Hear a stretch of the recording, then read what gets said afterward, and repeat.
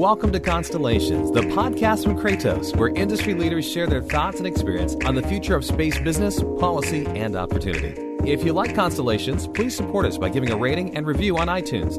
And don't forget to share this podcast online to help our community grow. Welcome to Constellations, the podcast from Kratos. My name is John Gilroy, and I will be your moderator. Our guest today is Brian O'Toole, CEO of BlackSky. We will discuss artificial intelligence and machine learning, concepts that are fundamentally altering the Earth observation and the geospatial industry.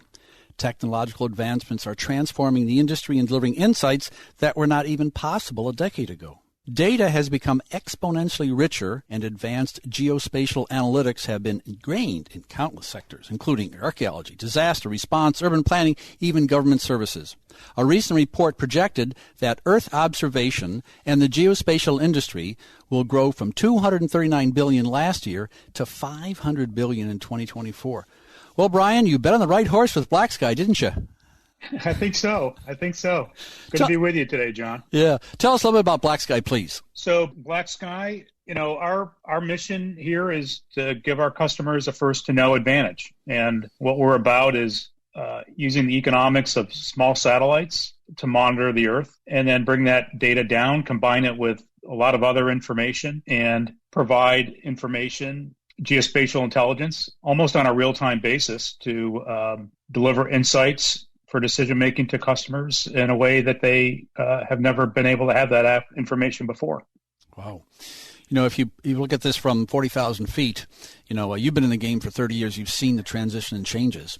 Can you tell us a little bit how this technology has changed? It seems like a great deal of the need for custom launch vehicles, satellites, and even hardware has switched over to being software-based. Do you see that too? I see that. I think the couple big trends, right? The economics of small satellites are enabling us now to be able to monitor the planet in near real time with swarms of satellites, as opposed to very large, expensive satellites that are primarily designed for, mapping the Earth. And by having a large number of sensors observing the Earth, we can begin to monitor and see how things change. And it's one thing to get the data from the observation satellites and sensors, but it's really what you do with it to provide the insights that end users are looking for. So cloud computing, high performance computing, combined with the advancements in AI and machine learning algorithms are a huge enabler to providing those insights to the customers. They ultimately are about getting timely and relevant information for making decisions. It's a long way from what is just getting a picture from a satellite. BlackSky was one of the first to put small sats on inclined orbits. What is meant by a low inclined orbit, and why is that even important? So, historically, the constellations that are up there now are in what's called a sun-synchronous polar orbit. So that means when they take a picture, no matter where they are, it's at the same time of the day. So 10:30 in the morning, 1:30 in the afternoon, etc. And what we've done by putting our satellites in an inclined orbit, it accomplishes two things. We're imaging from dusk to dawn. So now we're able to see things happening, that are things go on in the world besides 10:30 in the morning and 1 in the afternoon, right? So we can see things going on all day long, but they're also optimized for this revisit so that we can look at the same location multiple times a day. And that ultimately is moving us into where this really wants to be, and that's detecting and understanding change. The real users of geospatial intelligence, GeoInt 2.0, 1.0 is about mapping. This is about monitoring the Earth and detecting changes and anomalies that could impact the operations of whether it's a government or a commercial organization. Earlier in the interview, you talked about first to know. So I would think it's one thing to notice a change over an annual basis, but what you mean by first to know is that this revisit rate gives you the tools to provide that for your customers. Is that right? That's right. And, if you think about it, when you look at maps today, right, they're fairly static and you don't really have a good understanding of what typically goes on in that place every day, like how much crime or, what is the typical behavior at a border crossing in terms of number of trucks going through, et cetera. There's just endless examples, right? So, but if you're looking at the Earth all the time and you're building a database of these types of activities, you then can understand what's normal and abnormal. And that's when you can get into real change detection. And it goes beyond, changes to, the physical Earth, like new buildings and things like that, but can go into what's happening, on the Earth in terms of transportation, what people are doing, human geography, a whole level of rich new information that will lend itself to be super important to the future decision making of a lot of organizations around the world. Brian, if I'm correct, I think your company recently launched your 5th and 6th small sats into the BlackSky constellation. So how many satellites do you plan on launching, and how many satellites do you need to be fully functional for critical revisits? Yeah, so we're fully functional now. We're very proud of that last launch. I think you might have seen some of the reports. We went from launch to delivering imagery and generating revenue in 58 hours, which is unbelievable. Very big testament to the architecture that our engineers have built. And we're growing the constellation to a baseline of 16 satellites. We're already delivering reasonable revisit and very good time delivery performance to customers. So what you're going to see us do is add more satellites over the course of the next year to get to that 16 satellite baseline. The other thing we recently announced was our investment in our Generation 3 satellites, which provide improved spatial resolution and some different additional spectral bands. And that's been underway for a while, and those satellites will begin to dovetail into this constellation out in the 2022-2023 timeframe. When you talked about the launches, I was watching your Twitter feed, and boy, very, very, I don't know if you had a professional artist design your tweets, but it really reinforced the fact that you were successful and let all the people in the industry know what BlackSky's up to. I think that was just a great approach for you. When I read about what you're doing and other companies have done, we've done over 90 interviews here. It seems to me that if you paint this picture, we're looking at a combination here of several different revolutions. The rise of the small satellite, the ability to get into space quickly, mainstreaming of geospatial content, and let's not forget big data analytics like machine learning and AI. So essentially, I think we have a real-time view of what's happening anywhere in the world. So if you are in crisis response mode, how soon from the time you start taking pictures can you get meaningful data to one of your customers, and how do you get it to them as well? So let me give you a real specific example, right? If you look back at that explosion at the port in Beirut back in August, if you remember that event, massive explosion, right?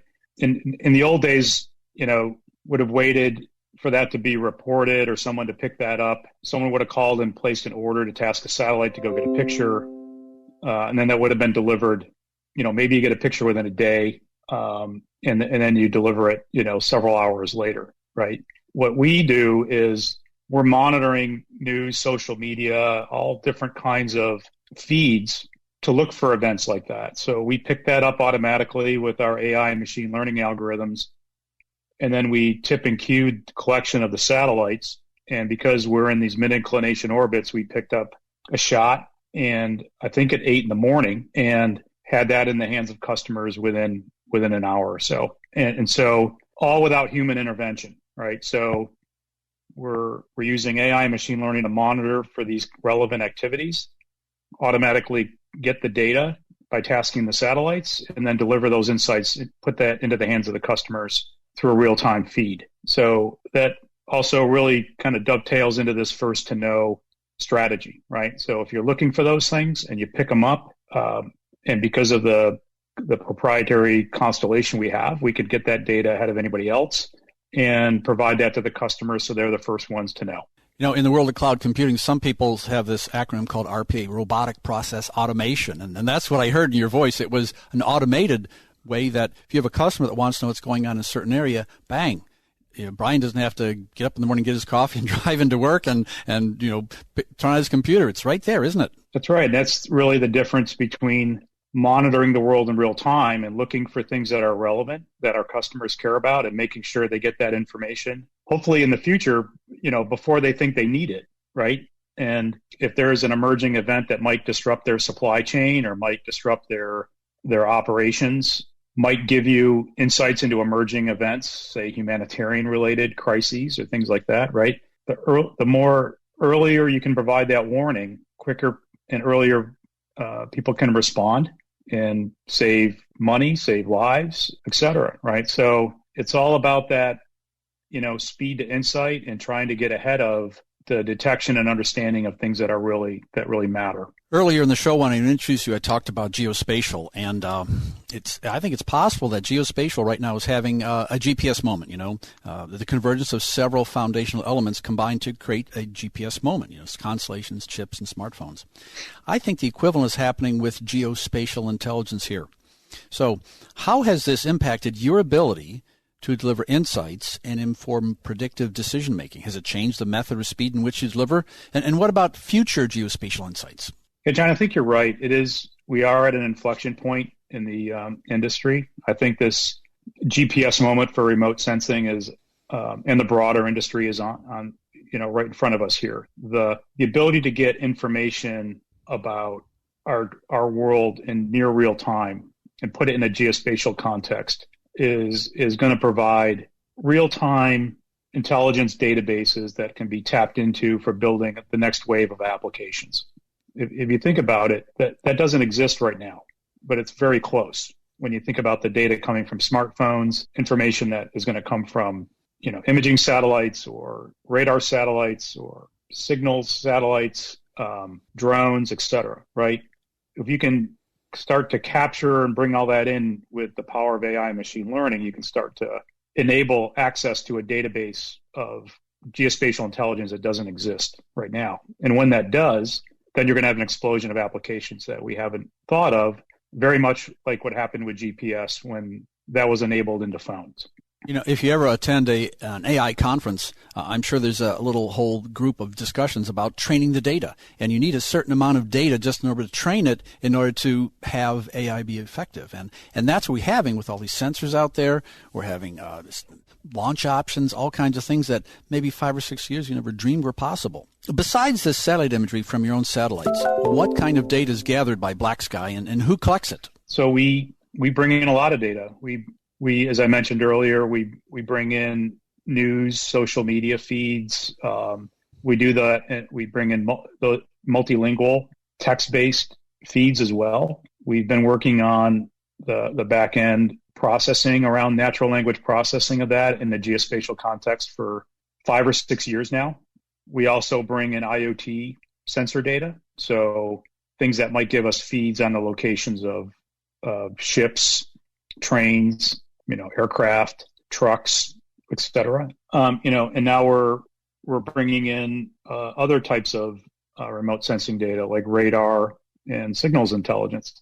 So, my view, John, is that our world is going to be awash in sensors. All these just represents different types of sensors, and what the market is looking for is how do you bring that together, make sense out of it, and deliver it in a way that people can get access to the information they need to make decisions. So that's always been our strategy, and I'm excited about where we are in all this right now because I do think over the course of the next 18, 24 months, you're going to see, this next level of convergence or around these big trends. Brian, thousands of people from all over the world have listened to this podcast. Go to Google and type in Constellations Podcast to get to our show notes page. Here, you can get transcripts for all 91 interviews. Also, you can sign up for free email notifications for future podcasts. In my world, you have the public cloud, the private cloud, and something called the hybrid cloud. And when you're talking about those different data sources, I was thinking this is really a hybrid environment, and all kinds of terms, thrown around in this area here. So, would you call this data fusion? Yeah, it's a great question. I consider it both. It's data aggregation and data fusion. I think in a lot of sense, in a lot of respects, there's a whole layer of information that's not available today. Just understanding what are normal activities in a particular location can be a new information layer that's not available today. You have a layer today that tells you where buildings are and who's in them and when they're open and when they're closed. You don't have a database that tells you about all the temporal activities that go on around that building that you can tap into, right? So to get to your question, in some respects, there's organizing that level of new information, which is an aggregation and a normalization of temporal information. And then there will be then it'll be how you combine that with all these other information sources to, deliver, new insights, which gets more into data fusion and more intelligent processing and leading you into predictive analytics.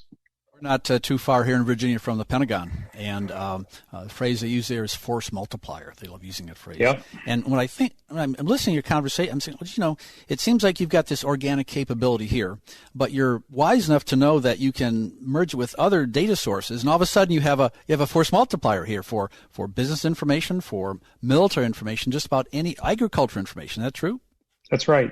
We have taken a very I'll say pragmatic approach to how we look at the market. I think we don't need to own every sensor. We don't need to own every algorithm, but there's a lot of value in some proprietary information like we have with our satellites. But I think there's even more value in having a platform that can bring all this together very rapidly and turn it into insights. And we'll partner, we'll buy, we'll do what we need to do to make as much data and information available, and it doesn't need to be ours. Well, Brian, we're in the middle of a pandemic, so we have a mandatory talk about health here, so we got to mention it a little bit here, but it fits right in with the discussion, The classical story of geospatial analysis was repeated in a recent magazine, Directions magazine, about this cholera outbreak in 1832. It spurred the first application of geospatial analysis when a guy named Charles Picquet created a map illustrating hotspots for the disease in the 48 districts in Paris. Okay, let's jump forward 200 years here. Numerous organizations are mapping the spread of the COVID-19 pandemic. Technological advances are transforming the geospatial industry and delivering interactive insights that were not possible even 10 years ago. So, Brian, how do you monitor the spread of COVID-19 from space? And can you get close enough to monitor something like social distancing? Well, you may not do it from space, but you may do a portion of it from space. In the old days, a lot of these models that would predict, the spread of disease, were based on kind of, how people move around. Right now, you have the ability to see where smartphone devices are and where they're traveling, and you can, and there's companies that are providing that type of data now, so you can get a much richer understanding of how these things might travel from IoT and mobile data. That's one new dimension that will provide better insights into what the spread of this might look like. And then recently we just won a new contract with the Air Force to then begin to monitor the impacts of COVID-19 on military force readiness, supply chain impacts, et cetera, right? You can start to understand, like, okay, are the same number of people showing up in these facilities due to the pandemic? What might that be doing to the supply chain? What might that be doing to the readiness of your forces, et cetera, right? So there's a physical set of observations that can be made and correlated, to some of the other information that you can get. So it's, to me, we're just in the early days of the potential here. But I think COVID, if anything, back to the first to know analogy, right? I think we're finding that the ability to detect emerging events and what their impact might be on our planet, there's no better example of what happened in COVID. And it's not about capitalizing on it. It's about understanding that the ability to detect and get early warning on events like that and understand how to get out in front of it is what this industry is ultimately going to be all about. Brian, earlier you talked about global monitoring, and I kind of contrast that with global mapping. Maybe for our listeners, you can differentiate the two. Yeah, so global mapping, the way that I think about it in the past was, you'd collect the Earth, at some frequency, whether it's with satellites or aerial photography, and you were building maps, you were building roads and new buildings and things like that. You're modeling the contours of the terrain. And, over time, the frequency of that got better and better. Like, instead of monitoring, building a map of a country, once every 3 to 5 years, you could do it once a year and then once every couple of months. And, you see a lot of that in Google Earth. To me, global monitoring is a completely different paradigm. You still can look for changes in the physical world, like new buildings, but it's also about what's going on top of the earth, like what people are doing, what cars and ships and trucks, and it's the activity. And when you can combine those two things, now you get to these new layers of geospatial intelligence that weren't available before. Yeah, this is the fusion you're talking about, huh? An advanced level to really make decisions based on data here. Global spatial companies like yours have been integral in monitoring global catastrophes, conflicts, natural disasters, and even migrations. I think they're also busy harnessing data from the world's sensors and signals to create predictive analytics, and we've touched on that earlier. So how does big data, artificial intelligence, and machine learning, what about that fusion? How does that all come together? Yeah, and I think, John, where this comes together now is what I indicated before, is now we can start amassing databases, really deep and rich databases about what goes on in a place, everything from the raw observations from all these sensors to, some of the derived data products that can tell us what's typical activity in a port, for example. And then once you get to that, and this will all be being done behind the scenes, right? Bringing this data in, running your algorithms, making sense out of these observations, fusing that to create new data layers.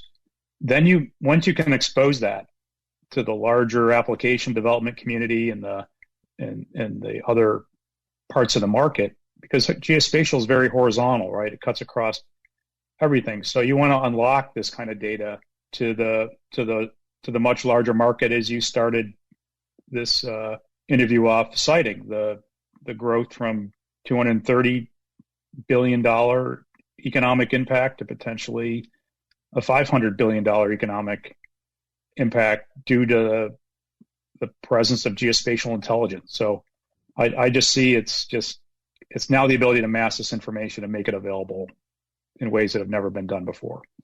Speaking of massing information, when I've done my research on sensors, I have this mnemonic I use that by 2024, there's supposed to be 24 billion new IoT devices all throughout the world. These sensors are pouring in all kinds of data, and there's got to be companies that can actually use that data. Much of that data, of course, is going to be geospatial data as well.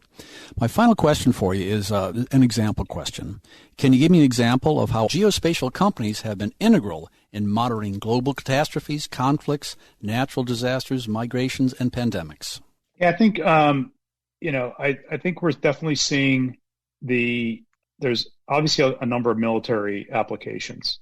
The applications we're seeing in the market are particularly interesting around supply chain.